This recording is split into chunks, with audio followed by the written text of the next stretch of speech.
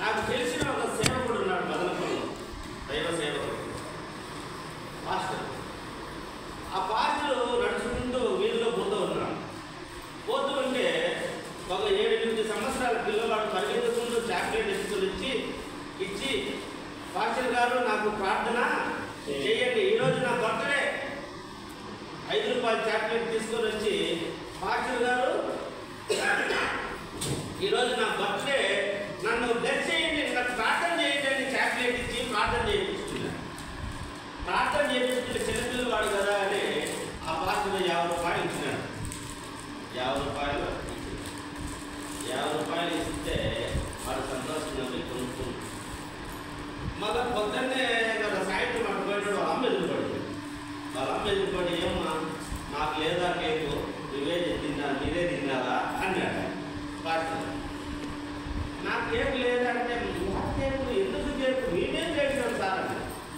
లేదు పొద్దున మీ అబ్బాయి చేయించుకున్నాడే చాక్లెట్ ఇచ్చి అంటే, వాడి బర్త్డే అయిపోయి 6 నెలలు అయిపోయా, వాడి ఇచ్చాడు బర్త్డే, వాడు నీ దగ్గర డబ్బులు తీసుకోవడానికి కూడా ప్లాన్ వేసింటాడు వాడు, వాళ్ళ స్నేహితులతో కలిసి. ఇది ఎటువంటి జ్ఞానం చెప్పండి? ఇది లోక జ్ఞానము, దైవ జ్ఞానం. అది వాళ్ళ దగ్గర 5 రూపాయలు పెట్టుబడి పెట్టి ఒక చాక్లెట్ కొని, 5 స్టార్ చాక్లెట్లు వాడు 50 రూపాయలు పార్సల్ దగ్గర వసూలు చేస్తుంది. ఎందుకు? వాడి అవసరాలు, వాడి సినిమాలతో లేదా ఏమైనా కొనుక్కొని ఫ్రెండ్స్ తినడానికి చేసిన పని. ఇది ఎటువంటి జ్ఞానం అంటే, ఇది దైవ జ్ఞానం.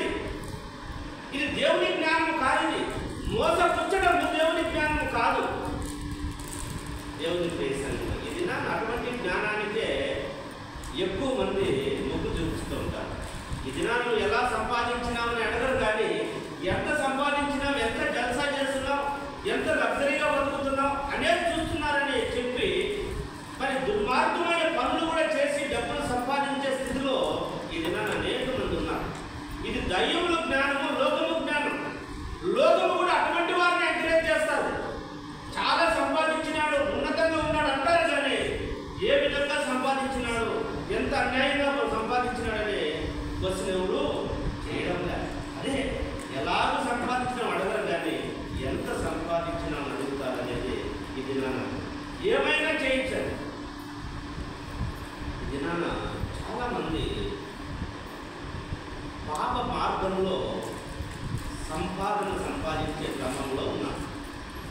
సక్రమైన మార్గంలో, దేవునికి ఇష్టమైన మార్గంలో నీతి నిజాయితీ సంపాదించేది అరుదుగా ఉంటారు. ఎక్కడైనా కొద్దిమంది కనపడతారు, కానీ మరి అందరూ. ఇక్కడ దైవిక జ్ఞానం గురించి మనం మాట్లాడుకుంటున్నాం. దైవిక జ్ఞానం అనేది, అసలు జ్ఞానం అంటే ఏంటి? యెహోవా యందు భయభక్తులు కలిగి ఉండుటే జ్ఞానం. ఆయనకు భయపడమే జ్ఞానం. ఆయనకు భయపడి, ఆయనకు విధేయత చూపి ఆయన సన్నిధానంలో కూర్చోవడమే జ్ఞానం. మరి ఎందుకు ఇంతమంది మనం ఇక్కడ సమకూడినా? ఎందుకు ఇక్కడ మనం ఎందుకు కూర్చోవాలా? నేను అనుకుంటా ఉంటా ఎప్పుడు కూడా, ఆదివారం వస్తే కుర్చీల వాళ్ళు ఉన్నారు అక్కడ మా ఇంటి దగ్గర. వాళ్ళు ఆదివారం వచ్చిందంటే ఒకరు కోడి కోస్తూ ఉంటారు, ఒకరు చేపలు కోస్తూ ఉంటారు, సంతోషంగా ఉంటారు. మనం ఎందుకు చేసుకోవాలా?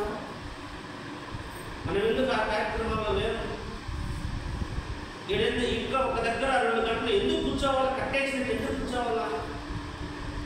ఆదివారం అంటే సంతోషం, లోకంలో ఎంతో ఎంజాయ్ చేసుకోవాలి కదా. ఎందుకు ఇంత ప్రయాసపడి 2 గంటలు ఇక్కడ కూర్చోవాలంటే, ఈ బైబిలే దేవుని జ్ఞానం. ఆదివారం దేవుని సన్నిధిలో గడపాడ అనే ఈ ఆలోచన రావడమే అదే దైవిక జ్ఞానం. దేవుని ఆరాధించాలని మనసులో పుట్టడమే దైవిక జ్ఞానం. లోక జ్ఞానం అది సంతోషించాలా, సమాధానంతో సంతోషించాలా, ఎంజాయ్ చేయాలా, మందు కొట్టాలా, పార్టీ చేసుకోవాలా, స్నేహితులతో కలిసి తిరగాలనేది లోక జ్ఞానం. దేవుని ప్రియ సంగమా, ఈ ఉదయకాలంలో దేవుడు మనతో మాట్లాడుతున్నారు. యెహోవా యందు భయభక్తులు కలిగి ఉండే జ్ఞానము, దాని మూలం కూడా అదే. మనం జ్ఞానము కలిగి ఉండాలి, దైవముల జ్ఞానం. ఈ జ్ఞానము పవిత్రమైనదంట. యాకోబు రాసిన పత్రికలో మాట్లాడుతున్నారు. ఈ జ్ఞానము పవిత్రమైనది, దైవిక జ్ఞానం పవిత్రమైనది, లోబడినది, మరి ఇతరులకు మేలు చేసేది, సంపాదించుకోవాలని దేవుని వాక్యం సెలవిస్తుంది. ఈ జ్ఞానం అనేది దైవిక జ్ఞానాన్ని మనం పొందుకోవాలంటే దేవుని దగ్గరే పొందుకుంటాం, కానీ ఎక్కడ మనకు జ్ఞానము దొరకదు. అందుకోసమే సొలొమోను మన దినవృత్తాంతం 2వ గ్రంథంలో 1వ అధ్యాయంలో సొలొమోనుకు బాలుడైన సొలొమోను రాజుగా అయిన తర్వాత దేవుడు ప్రత్యక్షమై అడుగుతా ఉన్నాడు, నీకు ఏం కావాలో కోరుకో అంటే ఆయన ఒక విషయాన్ని కోరుకున్నాడు. ఎందుకంటే అయ్యా, ఇంత గొప్ప దేశానికి నన్ను రాజు చేశావు చిన్న వయసులో, వారి యోగక్షేమాలు తెలుసుకోవడానికి ఈ రాజ్యం అంతా తిరిగి నేను తెలుసుకోవాలంటే నా వల్ల అయ్యే పని కాదు. ఏది మంచిది ఏది చెడుదు వివేచన కలిగి మంచి పరిపాలన అందించడానికి నాకు జ్ఞానం చేసే. ఈరోజు మనం ఏమడుగుతాం? దేవుడు ప్రత్యక్షమైన ఏమడుగుతాం? బంగారు అడుగుతాం, హోదా అడుగుతాం, డబ్బులు అడుగుతాం, దీర్ఘాయులు అడుగుతాం, ఏమేమో అడుగుతాం. కానీ ఆయన ఏమడిగాడంటే జ్ఞానం అడిగాడు. జ్ఞానం అడిగిన తర్వాత ఆయనకు ఒక విషయం చెప్తున్నాడు, దేవుడు మెచ్చుకున్నాడు. ఆయన అయ్యా, నువ్వు శత్రువులు ప్రాణమయ్యాడు అడగలా, పక్క రాజ్యాల వారిని కావాలని అడగలా, ఐశ్వర్యం అడగలా, నీ ప్రజలను పరిపాలించడానికి ఏది మంచి ఏది చెడు తెలుసుకోవడానికి దేశమంతా నేను తిరగలేదు కాబట్టి నాకు జ్ఞానం దయచేయని అడిగావు. ఈ జ్ఞానంతో పాటు ఈ ఐశ్వర్యము ఇవన్నీ నీకు ఇచ్చేస్తా. నీకు హోదా ఏమైతే నీకు ఉన్నాయో భౌతికమైన పరలోక సంబంధమైన జ్ఞానంతో పాటు భౌతిక సంబంధమైనవి కూడా నీకు ఇస్తానని దేవుడు మెచ్చుకొని సొలొమోను చూపించినాడు. అడగవలసింది అదే. కొంతమంది అడుగుతారు దేవుని, మీరు ఏమడుగుతారంటే మీ భోగముల నిమిత్తము దేవుని అడుగుతారు. మీరు సుఖంగా జల్సా చేయడానికి లేదంటే ఆర్పాటంతో బతకడానికి దేవుని మీరు అడుగుతారు, కానీ అందుకే మీకు ఏమీ దొరకడం లేదు అంటారు. మీరు అడిగే దేనికి అడగాలంటే మరి దేవుడు నీ కుటుంబ క్షేమం కోసం నువ్వు అడగాల, ఇతరుల క్షేమం కోసం నువ్వు అడగాల, నీ దేశం క్షేమంగా ఉండాలని అడగాల, నీ సంఘం క్షేమంగా ఉండాలని అడగాల, అనేక మంది రక్షణలోకి రావాలని నువ్వు అడగాల, నీ పరలోక రాజ్యంలోకి నేను రావాలని అడగాలి. కానీ దేవా నాకు 2 కార్లు ఇచ్చేసి 3 విధులు ఇచ్చేసి నేను ఎప్పుడు తిరుగుతుంటాను తెలుసా అని అడిగితే, అందుకోసమే మీరు అడుగునది మీ భోగముల నిమిత్తం అడుగుతున్నారు కాబట్టి అందుకే మీకు ఏమీ దొరకడం లేదని దేవుని వాక్యం చెప్తారు. మనం అడిగేది దేవుని ఇష్టంగా ఉండాలి. దేవునికి ప్రతికూలంగా ఉండేది మనం అడగకూడదు. మన శరీరానికి ప్రతికూలంగా ఉండేది అడగకూడదు. మన సంఘానికి మన ఇంటికి ప్రతికూలంగా ఉండేది మనం దేవుని అడగకూడదు. కానీ దేవునికి అనుకూలమైనది మనం అడిగితే నిన్నే ఇస్తాడు. నీకు అనుకూలమైనది నేను నీకు అడిగితే నువ్వు ఇస్తావు, కానీ నీకు అనుకూలంగానే నేను అడిగితే నువ్వు ఎలా ఇస్తావు? ఇది నాన్న దేవునికి చేశాను. ఎటువంటి జ్ఞానం కలిగి ఉందామా? దయ్యంలో జ్ఞానం కలిగి ఉందామా? దేవుని జ్ఞానం కలిగి ఉందామా? దేవుని జ్ఞానము ఈ మార్కు సువార్త యాకోబు రాసిన పత్రికలో ఈ జ్ఞానము గురించి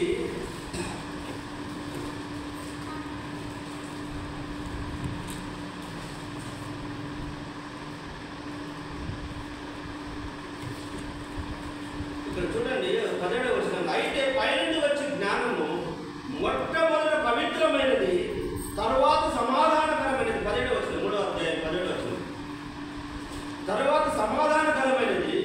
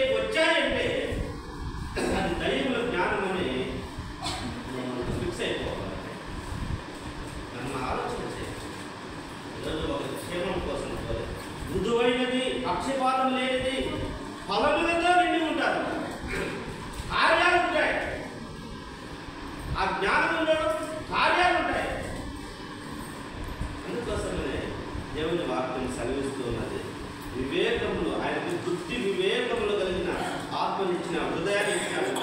పూర్వీకులలో సులభాన్ని చెప్తున్నాడు, పూర్వీకులలో నీ వంటి వాడు ఉండడు, ఇక మీద ఉంటాడు. నువ్వే మంచి జ్ఞానం, ఎందుకంటే నువ్వు సరైనది అడిగావు కాబట్టి. ఇది నన్ను అటువంటి జ్ఞానాన్ని మనం సంపాదించుకోవాలి. జ్ఞానం అంటే ఏంటి? దేవునికి భయపడడమే జ్ఞానం. ఇప్పుడు ఇక్కడ కూర్చునే లేవుడు మనమంతా జ్ఞానవంతులమా లోకస్తులమా?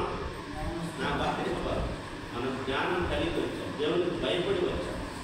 దేవా నా కుటుంబము నేను ఆశీర్వదించబడాలా, భూ సంబంధమైన ఆశీర్వాదాలతో పాటు పరలోక రాజ్యంలో నిత్య నివాసంలో నీవు కన్నుమూసిన తరువాత నీ రాజ్యంలో నీతో కూడా మేము ఉండాలనేదే మన ఆశ. దేవునితో కూడా సంచరించడమే మన ఆశ. ఈ లోకంలో ఏమి జరిగినా జరగకపోయినా పరలోక రాజ్యంలోకి వెళ్ళడమే మన ఆశ. ఆ సంతోషకరమైన దేశంలోకి మనం పోవడమే అదే జ్ఞానం. ఆ జ్ఞానం మనం కలిగి ఉంటాం. పర సంబంధమైన రాజ్యానికి మనం, ఆ పరలోక రాజ్యానికి వెళ్ళడానికి మనం ఆశ కలిగి ఉండాలి. నువ్వు అన్నం తిన్నా తినకపోయినా, మందులు వేసినా మాత్రలు వేసినా ఏ వేసినా మన టైం వచ్చినప్పుడు మనం చనిపోతాం. అందరూ చనిపోతాం, కానీ కొందరికే పరలోక రాజ్యం వస్తుంది. ఆ కొందరు ఎవరంటే దేవునికి లోబడిన వాడు, దేవుని జ్ఞానాన్ని సంపాదించుకున్న వాడే పరలోక రాజ్యం పోతాడు. లేదంటే ఎక్కడికి పోతాడు? రెండే మార్గాలు, ఒకటి పరలోక మార్గం, రెండోది పాతాళ మార్గం. అక్కడ అగ్ని ఆరు, పురుగు చావదు. అది కలుపుకోవడమే. 40 డిగ్రీలు ఎండ కాస్తానే కలుపుకోలేము. అటువంటిది అగ్నిలోనే జీవితం గడపాలంటే ఒకరోజు 2 రోజులా సత్యాన్ని కొన్ని వేల సంవత్సరాలు కాదు కదా, యుగ యుగాలు అక్కడే ఉండాలి. అక్కడ నరకంలోనే ఉంటాడు, ఇక్కడ ఇక్కడే ఉంటాడు, శాశ్వతంగా ఉంటాడు. ఒక దైవజనుడు చెప్తాడు, కొన్ని కోట్ల సంవత్సరాల తర్వాత రిలీజ్ అవుతామంటే కూడా సంతోషిస్తారు నరకం. కొన్ని కోట్ల సంవత్సరాల తర్వాత మిమ్మల్ని రిలీజ్ చేస్తామంటే నరకం అంతా సంతోషిస్తారు. రిలీజ్ అయ్యేదే ఉండదు. మనం జ్ఞాపకం చేసుకోవాలి. జ్ఞానం సంపాదించుకోవాలి. ధనాన్ని మనం నమ్ముకోకూడదు. ఎందుకంటే ధనాన్ని నమ్ముకున్నవాడు వాడైపోతాడు. ధనాన్ని నమ్ముకునేవాడు ఏమైపోతాడో వాడైపోతాడు. అందుకోసం చూడండి, యాకోబు రాసిన పత్రిక 4:3 మనం చెప్పుకున్నాం, మీరు అడిగినను మీ భోగముల నిమిత్తము నియోగించుటకై దురుద్దేశంతో అడుగుదు. దేవుని ప్రార్థన చేసేటప్పుడు దురుద్దేశంతో మనం అడగకూడదు. దేవా వాళ్ళ ఆస్తి అంతా నాకు రావాలా అని అడగకూడదు. అది దురుద్దేశం. అందుకే మనం రాదు. దేవుడు ఆ మాటను కొట్టేస్తాడు, ఇవ్వడు. కాబట్టి దేవునికి సంగమా మనం ఎలాగ దేవుని పరలోక జ్ఞానం ఏ విధంగా ఉంటుందంటే, కొరింథీయులకు రాసిన మొదటి పత్రిక 10:24 చూస్తే, ఎవడనూ తన కొరకు కాదు ఎదుటివాడి కొరకు మేలు చేయి చూసుకొనవలెను. ఎవడైనా దేవుని జ్ఞానం పెట్టుకుంటారంటే ఎవరు తన కొరకు కాదంట, ఎదుటివాడి కొరకు మేలు చేయ చూసుకోవాలంట. ఎదుటివాడి కొరకు మేలు చేయడం. మదర్ తెరీసా ఎవరి కోసం మేలు చేసింది? వేరే దేశం నుంచి వచ్చి ఇక్కడ కుష్ఠరోగంలో గాయాలు తగిలిన వారిని బాగు చేసింది. వారి కోసం ఆయన మదర్ తెరీసాగా భారతదేశంలో సేవ చేసింది. కుష్ఠరోగులు, అనాథులకు సేవ చేసింది. ఆయన కోసం చేసుకుందా? ఆయన పెళ్ళి కూడా కాదు. దేవుని ప్రేమ తన కోసం చూస్తుంది, ఎదుటివాడి కోసం. దైవిక జ్ఞానం అనేది చూడండి. అలాగే ఇంకొక విషయము నేను చెప్తాను. మరి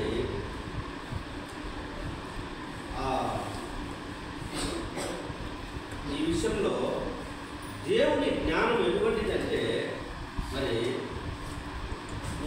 ఇక్కడ చెప్పబడిన విషయంలో యోహాను సువార్త పత్రిక, యోహాను మొదటి పత్రిక 5:14 చూస్తే, ఆయన బట్టి మనకు కలిగిన ధైర్యం ఏదనగా ఆయన చిత్తానుసారంగా మనం ఏది అడిగినను ఆయన మన మనవి ఆలకించినది. దేవునికి ఇష్టంలో ఉండేది మనం అడగాలి. ఏదంటే దేవునికి ఇష్టమైనది మనం అడిగితే దేవుడు మనకు అనుగ్రహిస్తాడు. దేవునికి ఇష్టం లేనిది మనం ఎన్ని అడిగినా, ఒకవేళ ఇచ్చినా అది మనకు దానివల్ల మనకు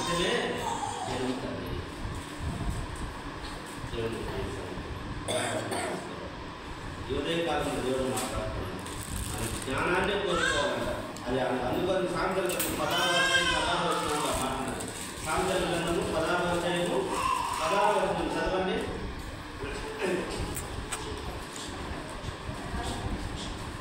సామెతల గ్రంథము 16వ అధ్యాయం 16వ వచనం.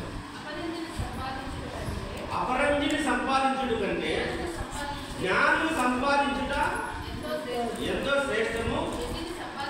వెండిని సంపాదించుట కంటే తెలివిని సంపాదించుట ఎంతో. అయ్యా, నువ్వు డబ్బు సంపాదించేదానికన్నా జ్ఞానం సంపాదించు. అపరంజి అంటే బంగారం. అపరంజి అంటే బంగారం. బంగారం సంపాదించాడు కంటే జ్ఞానం సంపాదించాడు. అవి ఉంటాయి పోతాయి. జ్ఞానం సంపాదిస్తాయి. ఆ జ్ఞానం ఎక్కడ దొరుకుతుందంటే దేవుని దగ్గరే దొరుకుతుంది. దేవుడే జ్ఞానం ఇచ్చుకోవాలి. బుద్ధి జ్ఞానములు సర్వ సంపదలు ఆయన ఏందే గుప్తమైనాయంట. బుద్ధి జ్ఞానము సర్వ సంపదలు ఆయన ఏందే గుప్తమైన. నీకు బుద్ధి దొరకాలన్నా, జ్ఞానం దొరకాలన్నా, సర్వ సంపదలు రావాలన్నా దేవుని దగ్గరకు నువ్వు రా. దేవుని దగ్గర రాకుండా నాకు అన్నీ కావాలంటే ఒకవేళ సంపదలు రావచ్చేమో కానీ జ్ఞానం అయితే జ్ఞానం సంపదలు అంటే చర్చికి వచ్చేళ్ళే సంపాదన ఉన్నారు, సాగుకారులు ఉన్నారు. చర్చికి రాను సాగుకారు లేదు. వాళ్ళకి అది దొరుకుతుంది కానీ పర్వాత జ్ఞానం అనేది వస్తాయి. ఎందుకు దైవ జ్ఞానం ఎందుకు సంపాదించదు? ఇప్పుడు స్మగ్లింగ్ చేస్తే డబ్బులు రావు, దుర్వ్యాపారం చేస్తే డబ్బులు రావు, గంజాయి అమ్మితే డబ్బులు రావు. ఎందుకు వస్తాయి? అది దుర్వ్యాపారం. వస్తాయి డబ్బులేమో, నాశనానికి దారి తీస్తారు. ఏదో దేవుడు చేసి జ్ఞాపకం చేసుకోవాలి. ఇది నా దేవుడు రెండో దిక్కు మనకు యాకోబు రాసిన పత్రికలో చూస్తే ఈ మాట చాలా బాగున్నది. ఏమంటే ఎవడైనాను ధర్మశాస్త్రము గైకొని ఒక ఆజ్ఞ విషయంలో తప్పిపోతే ధర్మశాస్త్రం అంతా తప్పిపోతుంది.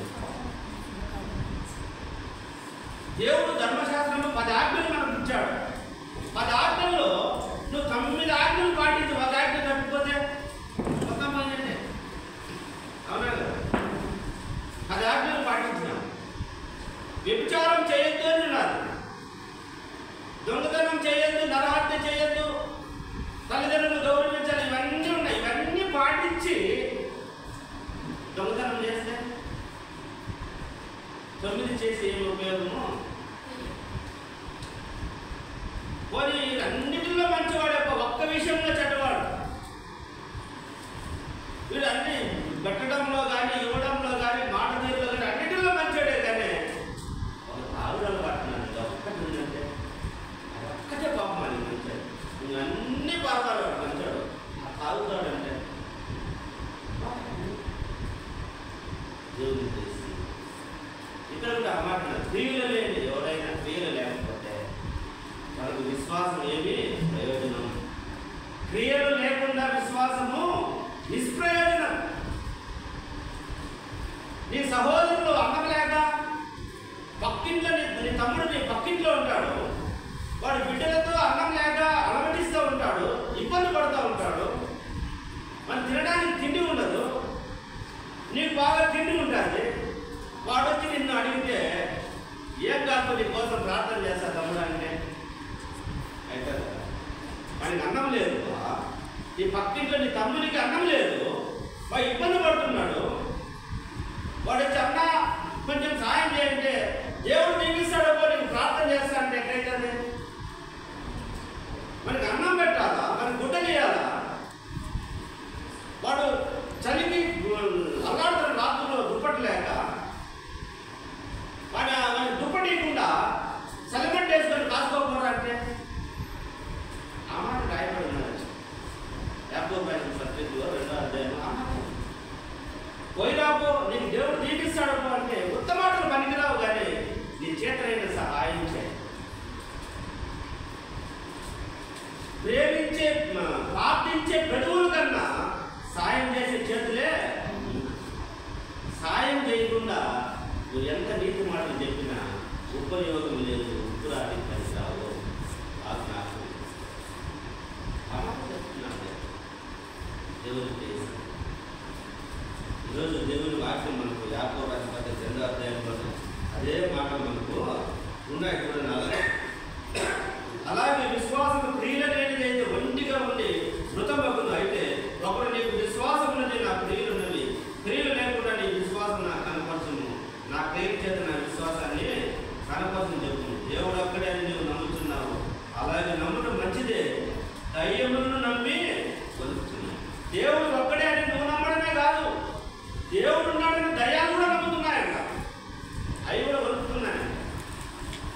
నువ్వు దేవుడిని నమ్మినావు, దయ్యాలు నమ్మినాయి, దయ్యాలు చెడ్డ పనులు చేస్తున్నాయి, నువ్వు కూడా చెడ్డ పనులు చేస్తే దేవుడు ఉన్నాడు నేను దానికి నీకు ఏం పోయిందా?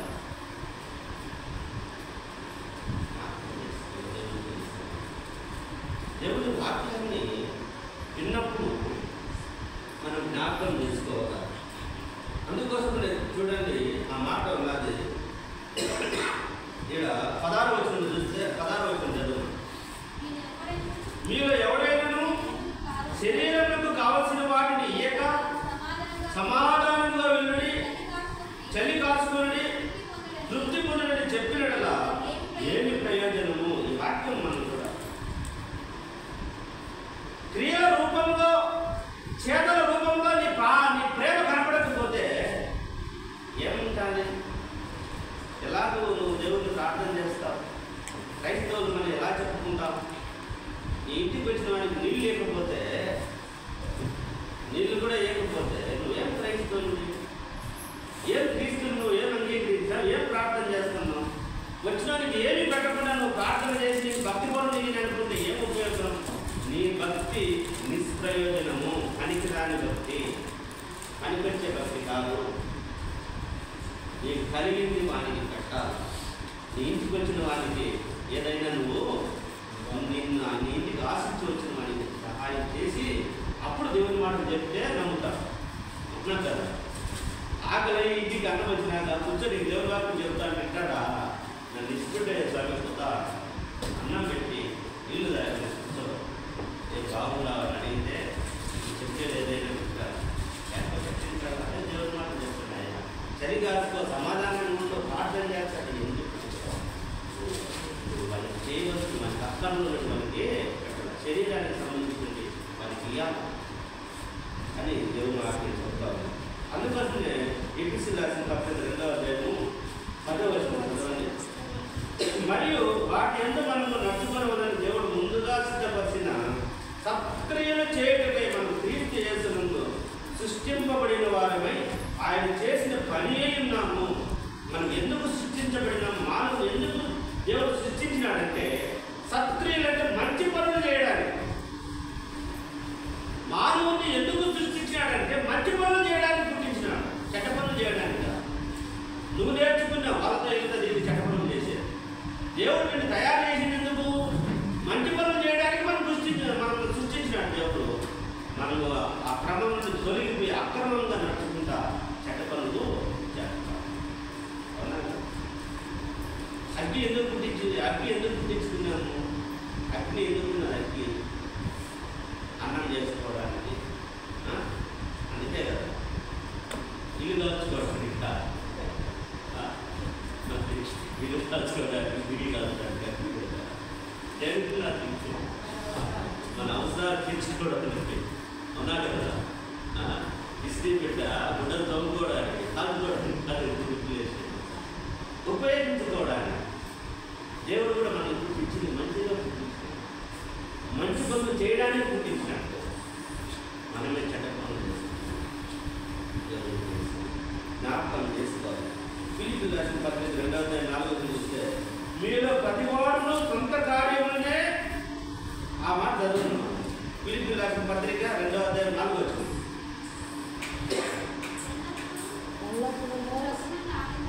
ఫిలిప్పీ 2:4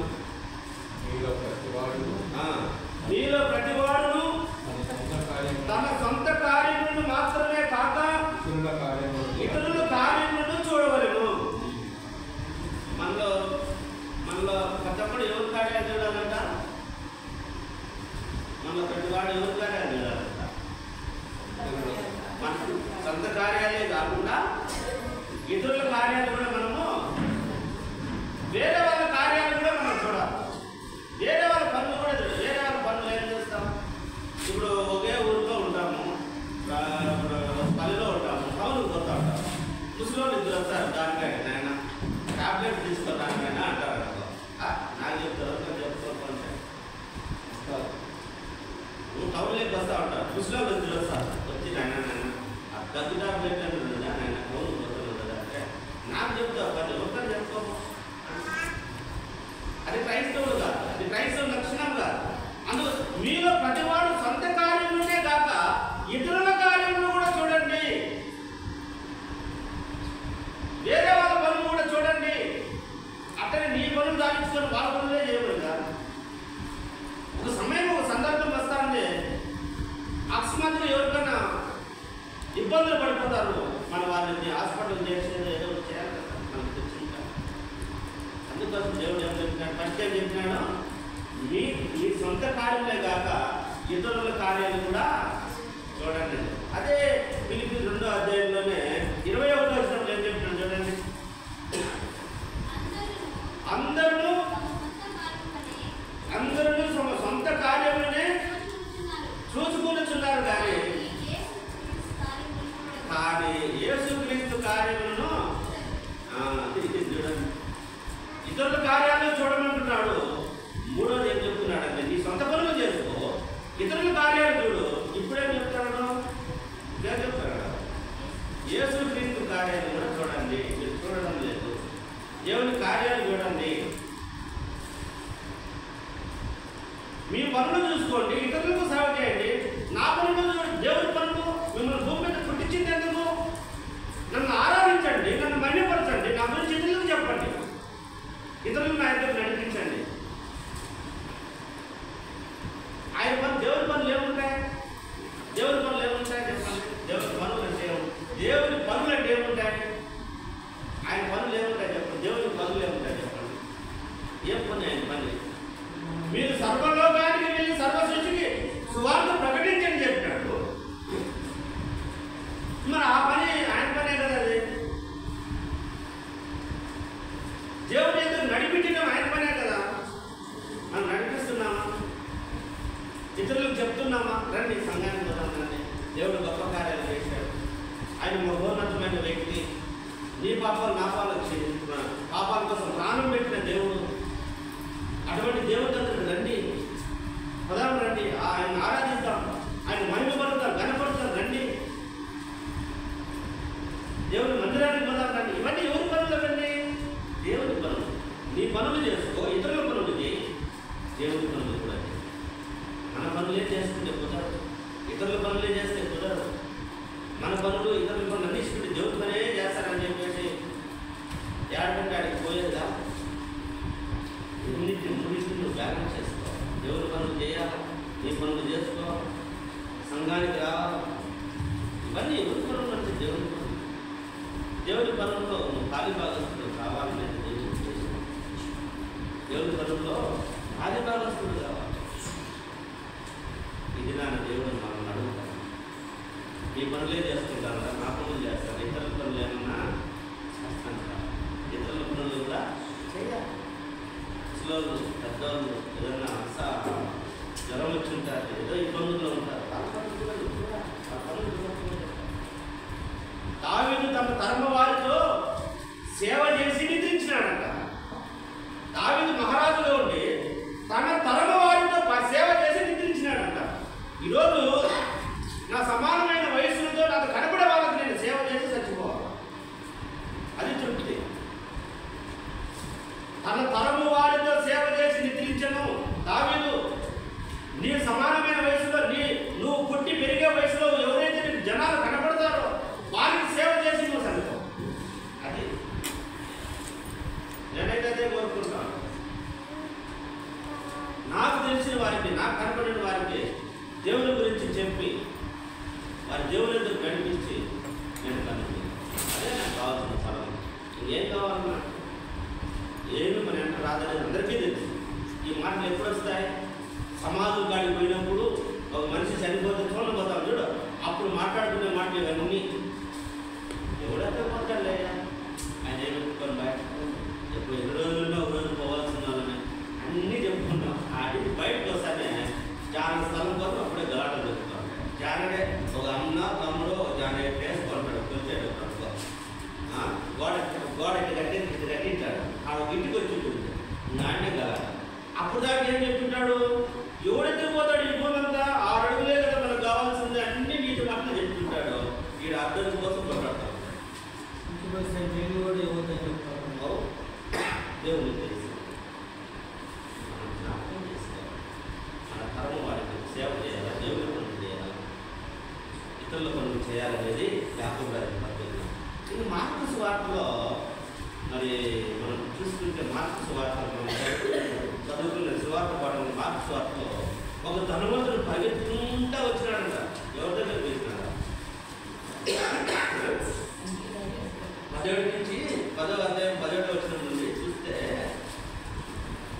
ఆయన బయలుదేరి మార్గంలో పోవచ్చుండగా ఒకడు పరిగెత్తుకుని వచ్చి ఆయన ఎదుట మోకాళ్ళుని తత్వత కూడా నిత్య జీవనకు వారసపడుతూ నేనేమి చేయలేదని అతన్ని ఆయన అడిగినాడు. నిత్య జీవానికి పోవాలయ్యా. ఒక అధికారి, ఒక ధనవంతుడైన అధికారి పరిగెత్తుకుంటా వచ్చి యేసుక్రీస్తుని అడుగుతా ఉన్నాడు, అయ్యా నేను పరలోక రాజ్యం పోవాలా, ఏం చేయాలని చెప్పుకుంటున్నాడు. పరలోక రాజ్యం పోవాలా ఏం చేయాలంటే ఆయన దేవుడు ఆయనకు చెప్పినాడు ఒక మాట, నువ్వు ధర్మశాస్త్రం అంతా 10 ఆజ్ఞలు పాటిస్తున్నావా? నిన్ను వల్ల నీ పొరుగు వారిని ప్రేమిస్తున్నావా? మరి అన్నదమ్ములను వారిని ప్రేమిస్తున్నావా? దొంగతనం, వ్యభిచారం ఇవన్నీ చేయడం లేదంటే చిన్నప్పటి నుంచి పాటిస్తున్నా, ఏ చెడ్డ పని నేను చేయలేదు అంటాను. సరే ఇంకా నాకేమన్నా గొడవగా ఉందా అని కొంచెం హృదయంలో గర్వంతో అడిగాడు. నేను ఈ 10 ఆజ్ఞలు పాటిస్తున్నా, ఇంకా నాకేం తక్కువ?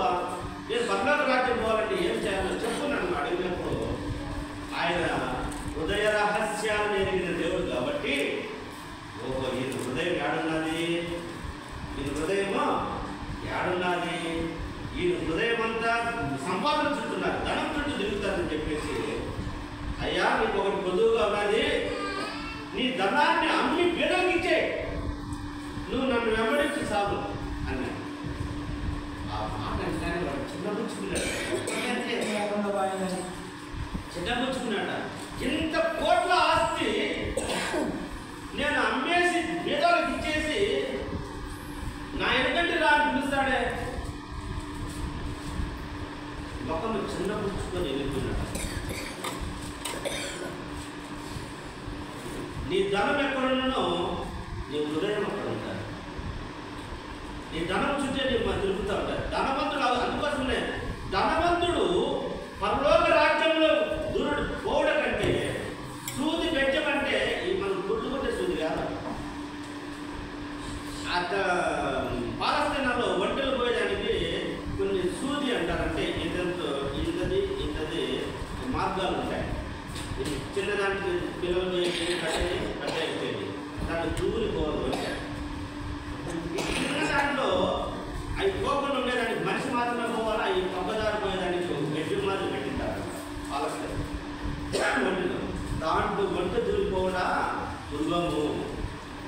పరలోక రాజ్యంలోకి ధనవంతుడు పోలే అంటే క్రైస్తవులమైన ధనవంతులు అనేక మంది ఉన్నారు.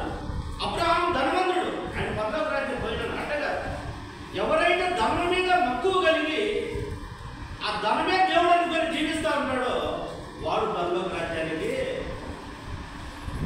ధనాన్ని నమ్ముకునేవాడు పాడైపోతాడు. ధనాన్ని నమ్ముకునేవాడు పాడైపోతాడు. ధనం ఎక్కడ ఉంటుందో వాడి మనసు. నేను ఆన్లైన్లో పని చేస్తాను. ఆన్లైన్లో పని చేస్తే 10 రోజులకు ఒకసారి పాలు రైతులకు బిల్లు పంచాలి. 10 రోజులకు ఒకసారి ఎంత పంచాలా? పాలు బిల్లు పంచాలి.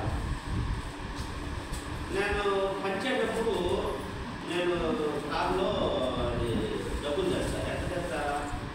15 లక్షలు 20 లక్షలు అట్లా తెస్తాను.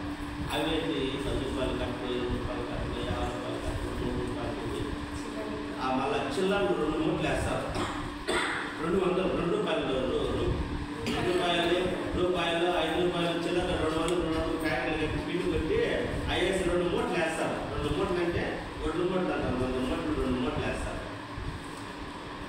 అవన్నీ జీబులో వేసుకొని ఇంటికి వేసుకొని చెక్కేస్తాము. ఒడ్డు దొరుకుని మాది ఎత్తుకొని వస్తాం, సంచులు వేసుకొని, అది ఈరి సంచులు డబ్బులు వేసుకొని ఎత్తుకొని వచ్చి 15 లక్షలు 20 లక్షలు ఎట్లా చెప్పండి. ఎత్తుకొని వచ్చేటప్పుడు మేము ఆ రూమ్ ఆ డబ్బులు తెచ్చి ఆ రాత్రి ఇంట్లో పెట్టుకుంటే నాకు భయం చిన్న భయం. గవర్నమెంట్ 20 లక్షలు పెట్టుకుంటే వెనుకొని పోతారు కదా ఇంట్లోకి. సబ్మెయిన్ నెంబర్ మధుర చిత్తూరు బస్ స్టాండ్ దగ్గరికి 11 గంటలైంది నైట్. మధురపల్లి చిత్తూరు బస్ స్టాండ్ దగ్గర దిగినా తీసుకొని పోతాంటే ముగ్గులో నుంచి ఆడలు పిలుస్తాను. 11 గంటల రాత్రి వస్తాం. సార్ పెట్టు ఆపుతారు. చీకట్లో నుంచి వస్తాను. ఇది చేసిన ఒక ఆడాలి కూడా ఇలా చూస్తే ఆడ ఫైర్ ఆఫీస్ ఉండదు. ఫైర్ ఆఫీస్ దాన్ని పరుగు ఆపులా. ఎందుకు 5-6 లక్షలు ఉంది నా దగ్గర. వీళ్ళు అక్కడ చీకట్లు చెప్తాను. వాళ్ళ చీకట్లో ఉన్నారా వాళ్ళు. రెండు సార్ అప్పుడు 11 గంటలు ఎవరు లేరు. 11 గంటలు ఇంకా దిగినా నువ్వు పరిగెత్తాలంటే నా చూడు ఇంక ఎట్లా పరిగెత్తాను. ఆ డబ్బులు భుజాన్ని వేసుకొని బ్యాగు యాడికి ఫైర్ ఆఫీస్ కాడికి వేసుకుని ఫైర్ ఆఫీస్ కాడ సెక్యూరిటీ ఆడి నీ ఇద్దరు ఎక్కడుంటారు మనసు దాని చుట్టే తిరుగుతారు. ధనాన్ని నిలుపుకుని వాడు పడేసుకోవాలి. దేవునికి సంఘం జ్ఞాపకం చేసుకోవాలా. తిమోతి రాసిన మొదటి పత్రిక అపోస్తలుడైన పౌలు తిమోతి రాసిన మొదటి పత్రిక 6వ అధ్యాయం 10వ వచనం చూడండి. తిమోతి రాసిన మొదటి పత్రిక 6వ అధ్యాయం 10వ వచనం. ఎందుకనగా ధనాపేక్ష సమస్తమైన కీడులకు మూలము కొందరు దానిని ఆశించి విశ్వాసం నుండి తొలగిపోయి నానా బాధల చేత తమ్మును తామే గొడుచుకున్నారు. ధనాన్ని ఆశించి కొంతమంది విశ్వాసం నుండి దేవుని విశ్వాసం నుండి తొలగిపోయి తమ్మును తామే నానా బాధల చేత పొడుచుకున్నారు. ఎందుకు? ధనాన్ని ఆశించి. ఈరోజు దేవునికి సంగమా ఇటువంటి వారిని దేవుడు పరలోక రాజ్యానికి చేరలేదని చెప్తాను. ధనాపేక్ష ధనాన్ని సంపాదించాలని తమ్మును తామే పొడుచుకున్నారు. ఈరోజు ఎక్కడ చూసినా కూడా అన్నదమ్ములు గలాటలు కానీ వేరే హత్యలు కానీ ధనం కోసమే. ఈరోజు పేపర్లో నేను ఉదయకాలం చూసిన ఒక వ్యక్తికి 50 కోట్లు ఉన్నదండి. వాళ్ళ కొడుకును చంపేస్తారు. దాయాలు పెద్దవారి కొడుకు వచ్చి చిన్నవారి కొడుకును చంపేస్తారు. 50 కోట్లు ఆస్తున్నది నా చేతిలో. అది విశాల్ గుండె అనే ఆయన ఎస్పీ సస్పెండ్ అయినాడు. ఆయన దాన్ని ఆటటాక్గా మార్చినాడని ఈరోజు పేపర్లు వచ్చింది. ఈరోజు పేపర్ 50 కోట్ల కోసం. ధనాపేక్ష సమస్తమైన కీడులకు మూలము దాన్ని తొలిగిపోయి తమ్మును తామే పొడుచుకున్నారని దేవుడు వాక్యం కలిగిస్తుంది. కాబట్టి దేవుడికి సంగమా డబ్బు మీద ఆశ ఉండకూడదు. అపోస్తలుడైన పౌలు ఏం చెప్తున్నటువంటి ఫిలిప్పీ రాసిన పత్రిక 3వ అధ్యాయం 7వ వచనంలో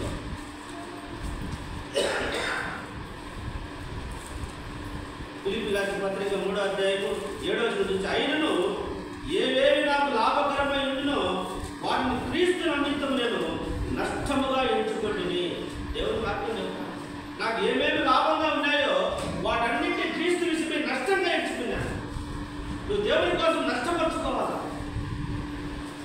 ఈరోజు దేవుని సంఘానికి రాకపోతే 500 కూలి వస్తాదేమో అనుకుంటున్నాను. నువ్వు దీన్ని నష్టంగా ఎంచుకుంటే దేవుడు నిన్ను ఆశీర్వదిస్తాడు. ఈరోజు ఆదివారం మరి ఈరోజు కూడా పోయించేపు నాకు ఒక 500-1000 రూపాయలు కూలి వచ్చినాను. ఆ కూలిని ఆశిస్తే నువ్వు నష్టపోతావు. వాటి ప్రణాళిక ఇబ్బంది కలుగుతుంది. దేవుని కోసం దీన్ని నష్టపరుచుకుంటే నష్టానికి 100 ప్రతిఫలం దేవుడు ఇస్తాడు. అదే చెప్తున్నాడు. నాకు ఏవేవి లాభంగా ఉన్నాయో వాటన్నిటిని నష్టపరుచుకున్నాడని అపోస్తలుడైన పౌలు చెప్తాను. ఈ ఉదయకాలంలో దేవుడికి సంగమా దేవుని కోసం నువ్వేమైనా నష్టపరుచుకున్నావా? దేవుని కోసం ఏదైనా మన జీవితంలో నష్టపరుచుకున్నామా? ఒకసారి మనం ఆలోచిస్తే దేవుని కోసము మన జీవితంలో ఏదైనా నష్టపరుచుకున్నామా? దేవా నీ కోసం నేను ఇది నష్టపోయినానంటే దేవుడు దానికి 100 ఇస్తాడు. 100 ఆయన చూస్తాడు నీ మనసును. నువ్వు నేను గొప్ప, నీకు ఆస్తి గొప్ప. నేను గొప్ప, ఒక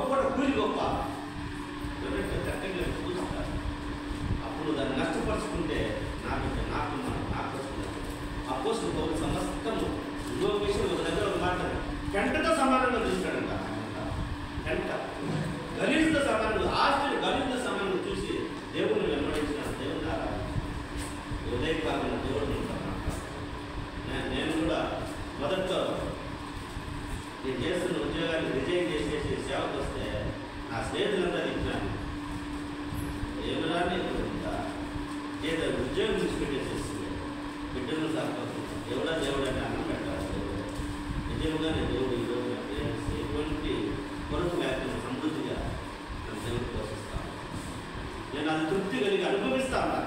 ఆ దేవుని ఆశీర్వాదాలు నేను అనుభవిస్తూ ఉన్నా. ఇప్పుడు ఆ రోజు 20,000 నేను ఉద్యోగం చేసేటప్పుడు 25,000 నేను తీసుకునేటప్పుడు కూడా నెల ముందు ఏదో ఒకటి 10,000,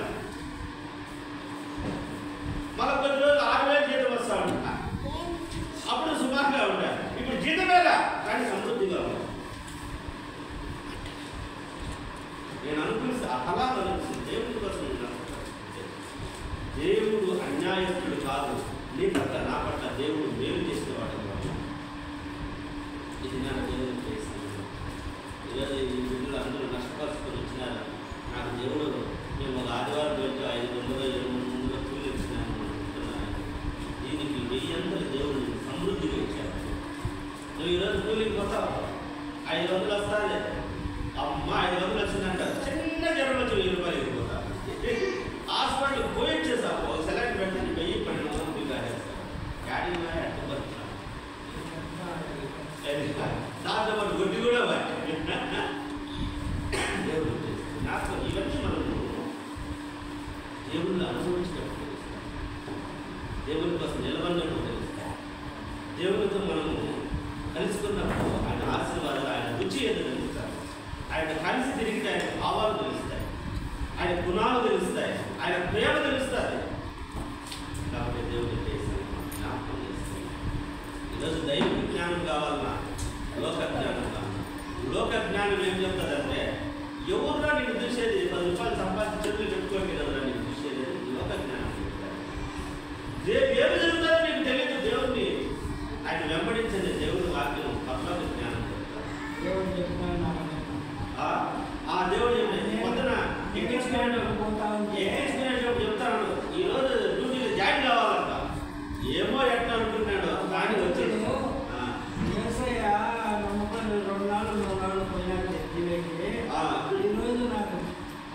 ఈరోజు జాయిన్ కావాలి. ఉద్యోగం వస్తానే ఆ ఉద్యోగానికి పోతే బాబుకి ఏమి చెప్పాలా, ఎలా చెప్పాలా అనేది ప్రయత్నిస్తున్నాక దేవుడు ఇది నీకు మంచిది కాదు కానీ చేయని చెప్పేసి అంతే. దేవుని కోసం నష్టపోతే దేవుడు నిన్ను ఆశీర్వదిస్తాడు. నీకు తక్కువ కాదు, నిన్ను పోషించే దేవుడు. అందుకోసం నేను ఏమంటే పక్షులు చూడండి, జంతువులు చూడండి, అవి ఏమి ఎత్తుపెట్టుకోండి. రేపు తిన్నా, మొన్న తిన్నా, నెల తిన్నా, మనమన్న నెలకు మీరు వేసుకుంటాం. అవి ఏం వేసుకుంటాం? ఏ రోజు కాబట్టి వాటిని దేవుడు పోషిస్తా ఉన్నాడు. మనల్ని పోషించగా ఆయన బిడ్డల మీద మనం ఆయన రక్తం పెట్టి కొన్నాడు. మనల్ని ఆయన సొత్తు మనం ఆయన పోషించుకుంటాం. కాబట్టి మనం దేవుని జ్ఞానాన్ని కోరుకున్నాం. వాడు దేవుని అధికారి, ధనవంతుడైన వాడు ధనాన్ని నమ్ముకొని ఆ జ్యోతిని తను కోరుకుంటున్నాడు.